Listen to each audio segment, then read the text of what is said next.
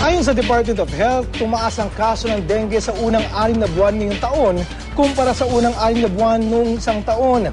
Halos 200 na ang nasasawi mula sa buwan ng Enero hanggang Hunyo ngayong taon.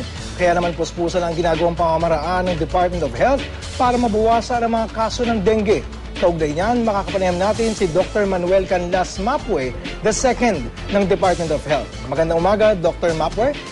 Magandang umaga, Oscar, at magandang umaga rin sa inyo mga tagapanood. Okay, Dok, ano ba ang dahilan kung bakit tumataas ang bilang ng mga nagkakadengue? Kung mapapansin nyo, maaga pumasok ang kagulan natin, at siyempre dumadami rin ang tao at nakita natin at dumadami rin yung mga nagiging breeding sites ng mga lamok ng dengue. So, itong isa na maaaring maging dahilan, kaya ganito pa sa aga, mataas na ang kaso ng dengue sa mga ibang lugar.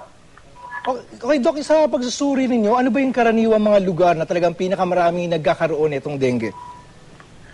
Sa ngayon, ang mga lugar na maraming kaso, nangunguna pa rin ang ating National Capital Region.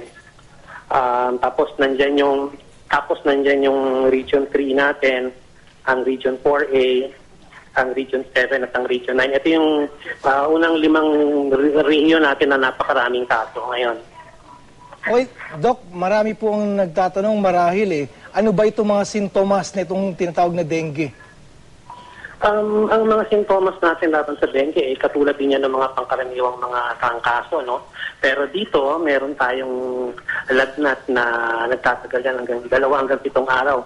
Lagnat, meaning ngayon kasi kinukonsider natin kahit sinat lang, sinasabi na rin natin lagnat yan, Tapos meron din ng yung mga iba nagsusuka, merong iba nilalabasan ng rashes sa katawan, nandiyan yung pananakit na panghina ng katawan at yung pananakit sa paligid ng mga mata.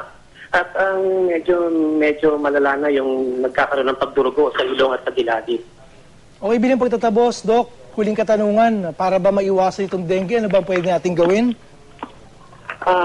Una-una, kung maiwasan siguro din lang natin na walang pamumugara ng mga lamok sa loob at sa labas ng kanilang tahanan. Pangalawa din, mag-practice sila ng self-protection kung saan maglalagay sila ng mga repellent, or gumamit ng mga mahabang damit, or lalo na yung gumamit ng mga light-colored na mga damit kasi nga na-attract yung mga lamok natin sa mga matitilim na lugar, sa mga maitim na mga kasuotan. Okay, maraming salamat po, Dr. Manuel Canlas Mapue II ng DOH.